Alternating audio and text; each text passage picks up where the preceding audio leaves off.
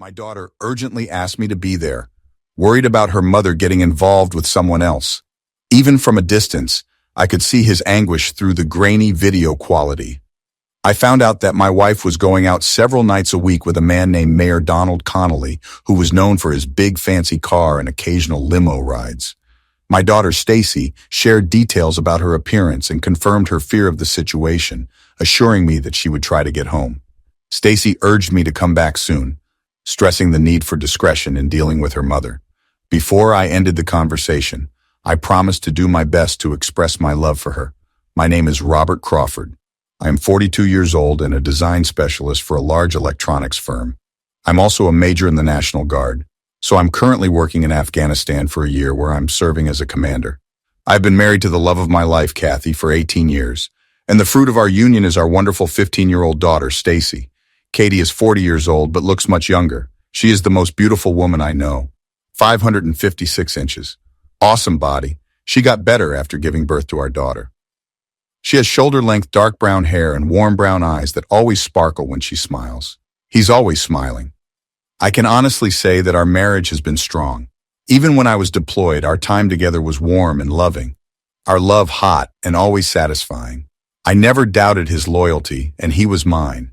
What happened? I had no information. I filled out all the necessary paperwork for 30 days of family leave and 26 hours later found myself renting a car at my hometown airport and heading home. Friday night around 6:30, I parked the car half a block from my house. The sun had set in mid-November and the streetlights cast an eerie glow all around. Lights came on in the living room, kitchen, and upstairs master bedroom. I saw my wife walking around the house. I discreetly called my daughter's cell phone, and after 3 rings, she spoke softly. I reassured her and asked her mother to come out. She testified that her mother had been in her room for over an hour, showering and feeling excited for the night. Stacy said she was confused and frustrated as to why her mother would put the family through this. I advised not to make a judgment until I was fully informed. Stacy asked about my plans, and I said I wanted to follow them and assess the situation before deciding how to respond. She urged him to be careful and asked if he needed a change of clothes. I gave up. I had enough camo fatigues for the occasion. We exchanged words of love, and I assured Stacy that no matter the circumstances, we would always be together. When I was 7, a black Mercedes pulled into my driveway, and a tall, slim, well-dressed man stepped out. I expected him to walk towards the door, but instead he was talking on his cell phone, and the lights in the master class dimmed. A minute later, the door opened and my wife stepped into the doorway. She made sure the door was locked and walked towards her date with a big smile on her face. My heart skipped a beat when I saw her staring at the house, sure that Stacy wasn't looking despite looking amazing. Then, she kissed the mayor warmly before getting into the car, and off they went. Luckily, I was close enough to capture the kiss with my cell phone. I followed them at a safe distance and didn't face any problems due to the easy movement. They drove through town and arrived at the parking lot of the Radisson Hotel. Parking a few blocks away, I watched as I got out of the car and entered the building. Walking hand in hand, I took another photo, revealing the long-term nature of their photographs. They looked very comfortable together and looked like a loving couple. I waited until they entered the hotel before donning my camo hat and sunglasses and followed them. I couldn't see them when I got in, but I didn't care. I got my usual smile and thanks for the service events, which I recognized when I checked the current events list on the dashboard. One event that stood out was the St. James's Hospital Charity Ball on the 3rd floor, with live orchestral music filtering through to the lobby. Ignoring the elevators that take couples to the ballroom, I refrained from brisk walking and recognized the need for exercise after long flights. On the 3rd floor, I followed the music and easily found the ball. As I walked through the lobby, I peeked in, acted like the happy couple they were posing for, and greeted friends and supporters. My wife looked back at me briefly, but there was no recognition. As he knew, I was still 10,000 miles away, fighting flies, sandstorms, and the Taliban. I also noticed that he was not wearing his wedding rings. After crossing the hall, I entered the men's room, sat on the counter, and thought about my next steps. It was hard to understand what I was seeing. I believed that my marriage to Kathy was as strong as it could be. I felt stupid. While honoring my duty in Afghanistan, my beloved wife was at home, insulting me and breaking our wedding vows. What happened to the people you met? Did they not realize that the woman who hanged the mayor was married to an army officer serving overseas? Warm tears streamed down my cheeks, but I wiped them away. There is no time for self-pity. I had a plan to formulate and execute. At that moment, there was a different enemy to face than the Taliban. I stayed in the bathroom for half an hour, letting the festivities reach their full potential before I approached the hall door. Only a few people in the lobby saw me as I approached the wall and slowly walked away from the bar and dining tables. Behind the pillar, I could clearly see most of the room.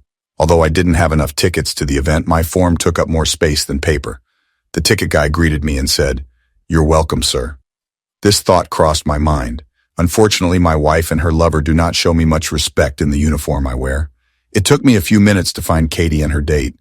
They danced to a slow song, his arms around my wife's neck, her head on his chest, her hands on his bottom. I was able to take a few photos, but it took all my strength to avoid tripping the guy and hitting his balls in the kidneys without rushing to the floor. But that would give me little satisfaction and put me in jail. What I want, what I need, is absolute proof of their work. Then, I would find a suitable way to exact revenge for his disrespect to our daughter and the U.S. military. They danced another dance. Then hand in hand, they made their way to their table, sharing a loving kiss and caress before being seated. I photographed everything. Enough for the moment. I went out into the hallway and found a spot where I could look at the ball doors and elevators.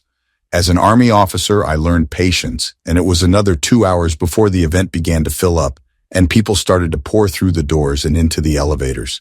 Soon my wife and the mayor came out and stood at the door and talked. After a minute, they smiled at each other and turned towards the bank of elevators on the left, but instead of pressing the bottom button, they chose the one that took them up. It's not strange.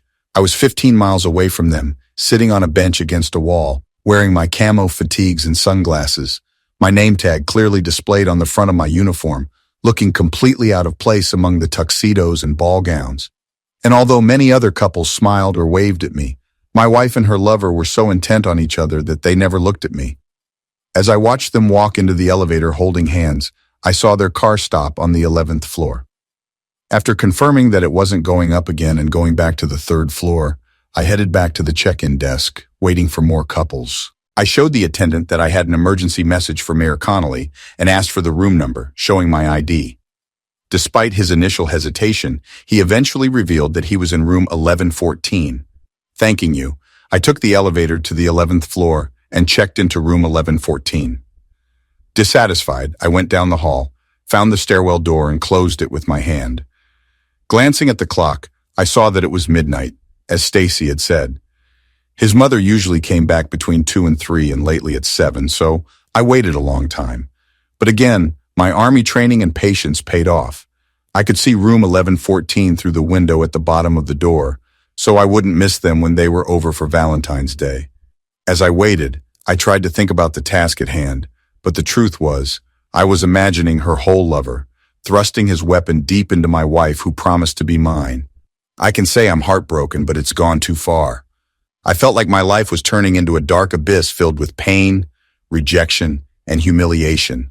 I knew I had to keep myself composed for my daughter, but the realization that the woman I loved more than anything on earth, that I trusted with every fiber of my being, and that love and passion for another man who had given his body and soul to her made me cry, covered a wave of pain. At about 1.30, I came up the stairs and put my ear to their door and heard faint sounds of moaning. Then I heard my wife say, "Yes, oh God, yes, do me, Dawn, make me do it, you are great," he screamed, a voice I've heard many times in faithful moments with him.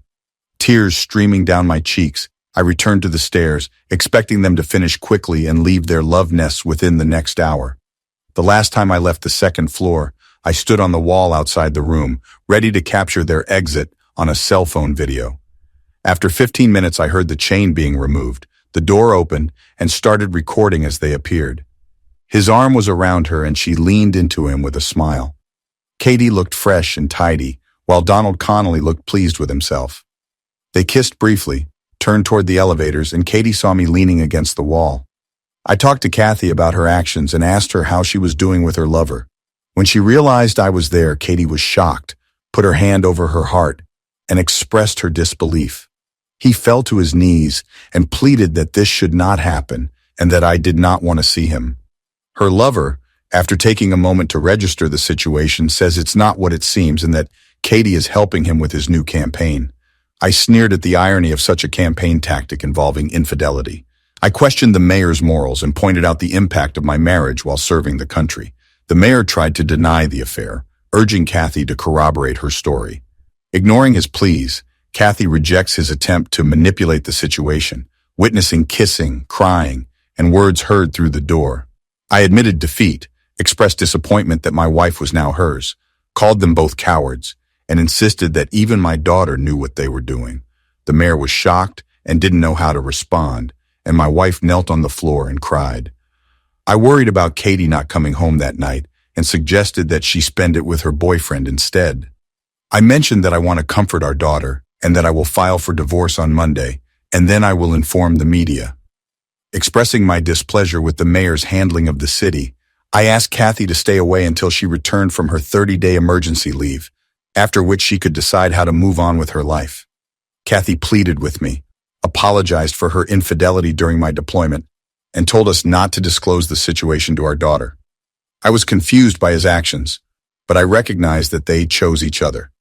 Frustrated, I went to the elevator because Kathy apologized, but I couldn't accept her regret. Observing their happiness together, I gave them a stern goodbye and entered the elevator, leaving them behind. When I got home, I found Stacy waiting for me.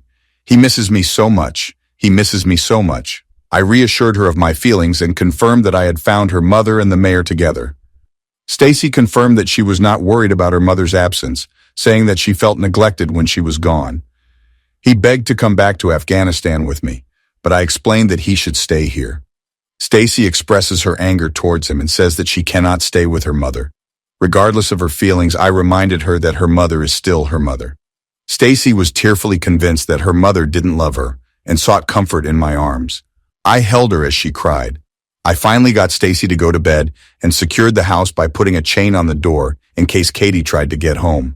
I had no proof that Kathy and her lover were using any of our bedrooms for their trysts, but I didn't want to take any chances, so I slept on the sofa, even though I wasn't sure they didn't like it. There too. Sleep came quickly.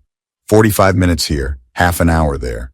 When Kathy demanded her clothes and personal belongings before she left in 30 days, I thought about how to handle the situation. I could be a nice guy and get a hotel room, leaving home for him, but I could not find him so beautiful in my heart. He ruined our marriage so he could face the minor inconvenience of being evicted from his home within a month. Besides, I'm sure her lover would be happy to put it on. They acted like a married couple now. They may live together for a while, which is called a trial marriage. Stacy and I both slept until noon, or at least until noon. I woke up first and made coffee. Then we made toast and scrambled eggs for us. We made small talk while we ate, then washed the dishes and put them in the dishwasher. Suddenly the phone rang, and Stacy and I exchanged glances before answering. Stacy spoke to her mother, who doubted her sincerity. He recalled the case with Donald Connolly and emphasized that it was not a one-time mistake. Stacy admitted that she was the one who urged me to come home, pointing out her mother's indifference and lack of respect for her work. Despite her mother's pleas not to hurt Mayor Connolly, Stacy refuses, showing her despair and hopelessness. After the call, Stacy noted that her mother was confused and did not understand the situation. She expressed concern that her mother did not understand the gravity of her job and why I did not want her to come home. I assured Stacy that her mother's misunderstanding would become clear when the results came. The rest of the day passed quietly, distracted by thoughts of Kathy and Mayor Connolly. We talked about Stacy's future plans, and with me, she suggested that she stay in her current environment. Despite her concerns about her friend's reactions to her mother's actions, I told him that true friends would stand by him, but he didn't believe it. I would call my mom to see if we could convince her to do the job and see if Stacy could stay with her until my placement was over, another 5 or 6 months. In the afternoon, the phone rang again. It was Katie. I answered, but when I heard Kathy say, "Bob, oh Bob, please give me a chance to explain," I handed the phone to Stacy without saying a word. What kind of mother? Stacy's voice was harsh and cold, and she held the phone away from her ear to hear what her mother had to say. Kathy insisted on talking to Stacy's father despite Stacy's objections. Stacy demanded an explanation for Kathy's actions over the past 6 months, accusing her of betraying her family. Katie defended herself, not intending to hurt anyone, as Stacy continued to express her frustration and anger. During their conversation, Katie could be heard crying. Stacy expressed her anger and frustration towards her mother, emphasizing the pain that Kathy's actions had caused their family. Kathy responded by expressing her love for Stacy and her husband, prompting skepticism from Stacy. Kathy then quietly asked for some personal items, clothes and birth control pills, expressing regret and frustration. Katie was crying during the conversation. Stacy teased Kathy about being pregnant with the mayor's child and the inconvenience it would cause. She then mentions packing Kathy's belongings, including clothes and birth control pills, and points out that Kathy needs makeup to maintain her image as the town's socialite. Stacy finished by saying that she would leave Katie at the entrance to get her things. When I finished the call, Stacy started to cry, and I wrapped my arms around her to comfort her.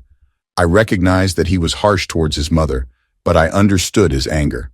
I assured him that we will overcome this situation together. After giving her another hug, I left her to collect the things her mother needed.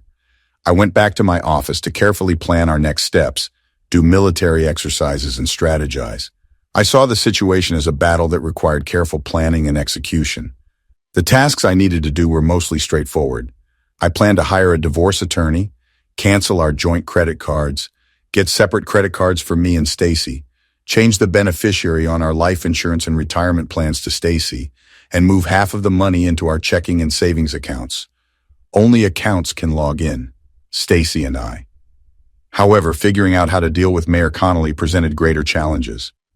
I believed that he deserved punishment for what he had done, and I wanted to ensure that he was seen as a cowardly, wife-stealing figure. Later, at 8 p.m., I called at home, answered, and identified myself as Robert Crawford. The caller identified himself as Ray Swanson, a city council member and friend of Mayor Connolly. Last night, he expressed his desire to discuss some misunderstanding with my wife and the mayor. I chose his words, especially given the gravity of the situation involving my wife and Mayor Connolly. Ray expressed his belief that harsh language was unnecessary, pointing out that the situation may involve a simple night out between consenting adults who have had too much to drink. He seemed optimistic that talking about it would solve everything. However, I denied that Mayor Connolly had been involved with my wife for the past 6 months while I was stationed in Afghanistan and caught them together last night. Ray acknowledged the difficulty of the situation for me, but hoped we could find a solution that worked for everyone. I went back and asked her exactly who she was talking to. My main concern was for my daughter, and other people's concerns were of little importance to me. Ray expressed concern, noting the mayor's influence in the community and the potential consequences for anyone who damages his reputation. In response, I asked if he was in danger or not, and Ray explained to him that the situation was just telling him the truth and that he didn't want to see me or my loved ones get hurt. I then warned Ray to listen carefully. Over the past 6 months, I have emphasized my experience dealing with the Taliban, showing that I have no qualms about standing up to someone like Mayor Connolly, who I called a dishonest individual involved in the kidnapping of another man's wife. I confirmed that neither Ray nor the mayor had faced an opponent of my caliber. I conveyed to Councillor Swanson that I was not satisfied with his perceived power and warned me of the consequences of opposing him. I remembered that my soon-to-be wife had not informed the mayor of the consequences of her involvement with me.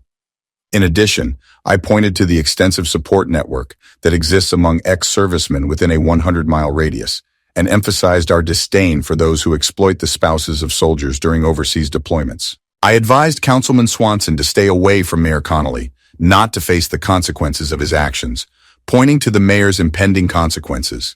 Ray tried to talk me into thinking that a lot of money would solve the situation, but I declined his offer, expressing my anger at Donald Connolly for using a soldier's wife during my deployment. I affirmed that no amount of money could ease the pain it caused me and my daughter. I told myself that the only solution that would satisfy me was that Connolly and I would have to suffer the same pain that my wife had caused us. I let Ray deliver the message to both of them. Ray recognized the possibility of the situation and expressed concern. He sought a resolution to mitigate the consequences. I responded by outlining the necessary steps for a resolution, including Connolly publicly admitting the affair and resigning as mayor. I stressed that nothing would stop me from exposing him and taking revenge. Ray was surprised at the seriousness of my intentions. I assured him of my determination. I excused myself and said that I needed to prepare dinner for my daughter. Stacy came from the garage to inform me that her mother had placed her belongings on the porch, and they were taken away by a stranger in a black Mercedes. Ray joked about the possibility of selling the clothes at Goodwill if the right person doesn't stock up. I mentioned that I packed Stacy's usual clothes but hesitated to include her beautiful nightgowns. I expressed my discomfort at some of the provocative teddies she had. Stacy nodded my head in recognition. I advised him that he would eventually need to resolve the situation with Stacy, and he replied that he would do so when the time was right. The weekend was uneventful. Stacy helped me do the laundry while I focused on my plan to expose Mayor Connolly. On Monday morning, I contacted John Foster, my contact at the local paper, and arranged to meet him at Danny's Coffee. John, a former sergeant in a National Guard company, gave me a warm welcome. During the conversation, I told John about Mayor Connolly's affair with a soldier's wife while he was stationed in Afghanistan. I refrained from revealing the soldier's identity, stressing the sensitivity of the case. If I were in the position of a soldier, I would not want such betrayal to become public. I watched Connolly bond with his soldier's wife, leaving me to decide what to do with John. I informed John that contrary to rumors, the woman involved in the affair is not separated or divorced. Her husband only recently found out about the situation. I recognized John's concern about the mayor's unfounded accusations and the threat of a lawsuit. When asked about the evidence of the case, I presented the pictures and videos I had taken but asked that the identity of the woman be partially concealed. John realized the implications and looked uncomfortable. I expressed my determination to John that I was willing to face the shame, even if the truth eventually came out. I explained that while Connolly was working with my wife, I was out of the country and not aware of the situation. I emphasized to John the treachery inherent in taking advantage of his non-soldier status by engaging in infidelity with his spouse.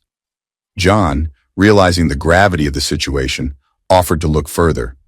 After confirming that the case was in progress, I transferred the evidence to his cell phone. Before sharing the ways of hand-to-hand, we briefly mentioned the fallen comrades from our company. I took the next step, which was to find a reputable divorce attorney. After looking at the instructions, I found R. Collins ESQ, and she scheduled an appointment for the afternoon. When I reached the office, I asked R for the thrill of revenge. A woman in her 50s is straight-laced. He wasted no time asking me how he could help me. I informed her that she needed a divorce, warning her that she would not be friends because of her dealings with the mayor. He replied in surprise, dropping the pen he was holding. I confirmed to Joy that the mayor in question was indeed Connolly and explained the situation in detail to him, who listened attentively for the next half hour. He took notes, pausing occasionally to clarify or ask questions.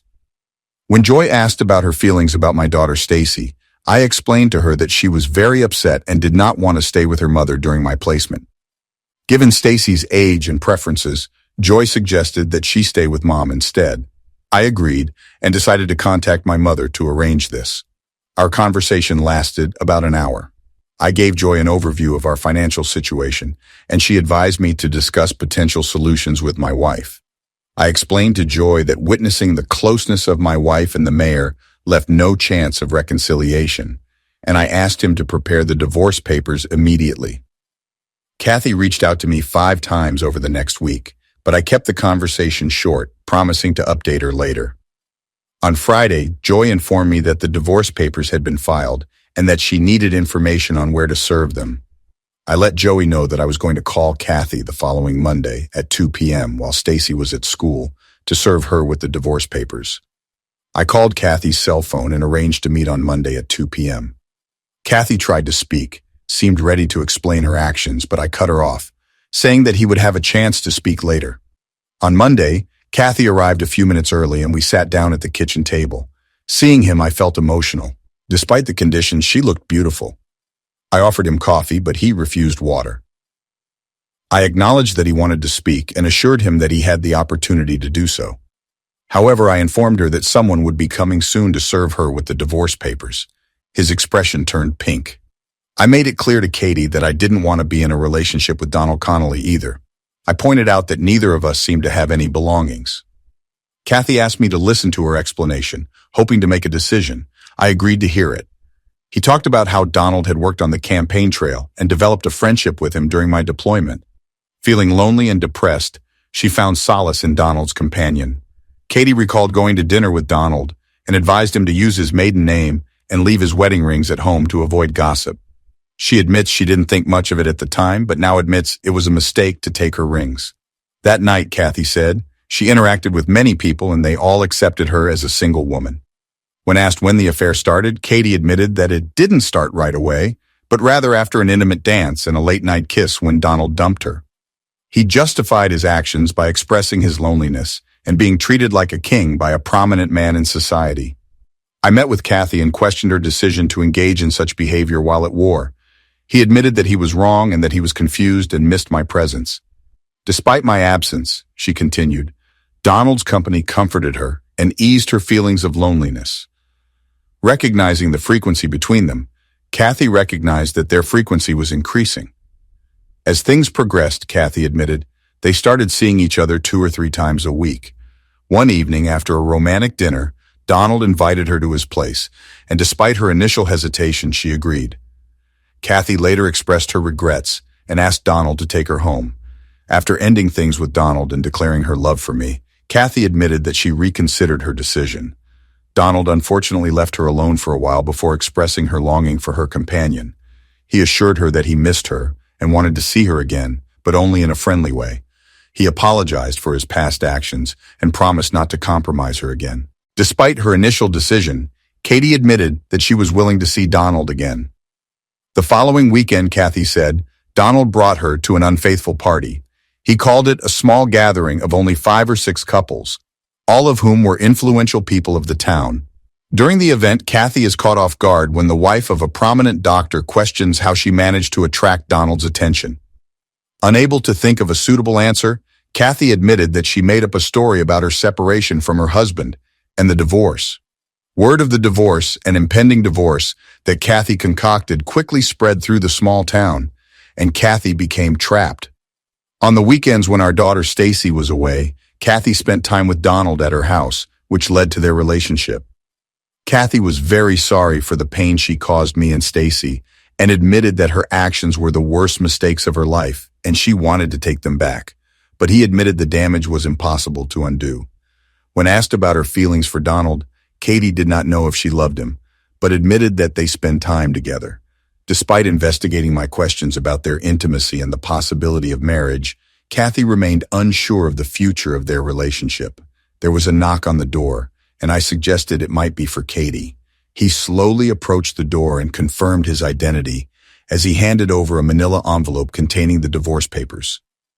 Katie stood in the doorway for a while, visibly upset, before closing it and turning to me, tears streaming down her face. He asked if our relationship was really over, and I confirmed it. Despite his declaration of love, I believed that what he loved most was the life we had left behind. I informed her that I was staying with my daughter Stacy's mother. Katie cried in regret. The next day, the front page of the local newspaper featured a picture questioning the identity of a married woman leaving a hotel room with Mayor Connolly.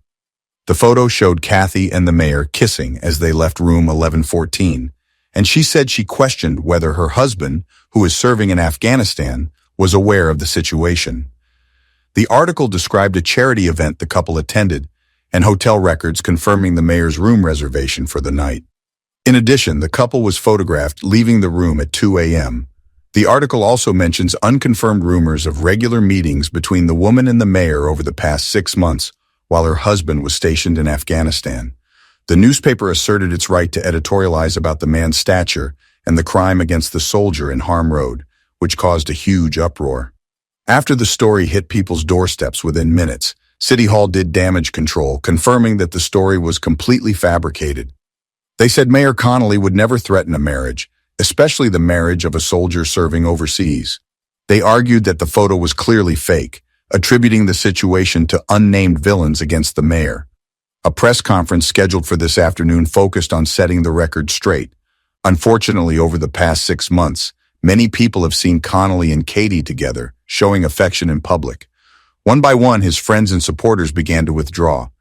Several people called the newspaper to say they knew the couple were in love because they had witnessed it several times and expressed anger that the woman's husband had been sent to the army. Happens. This afternoon, Mayor Connolly held his press conference, but none of his friends on the city council stood by him. In fact, the only people who supported him were his employees, and even half of them were weird. There were newspapers and TV channels that recorded the whole event. While Connolly expressed his fear of being accused of such an indiscretion, he assured everyone that he and the woman were just acquaintances and had never done anything to embarrass them or the woman's husband. Halfway through her performance, Katie pushed her way through the audience and onto the microphone. In defiance, Kathy revealed her identity. "My name is Kathy Crawford.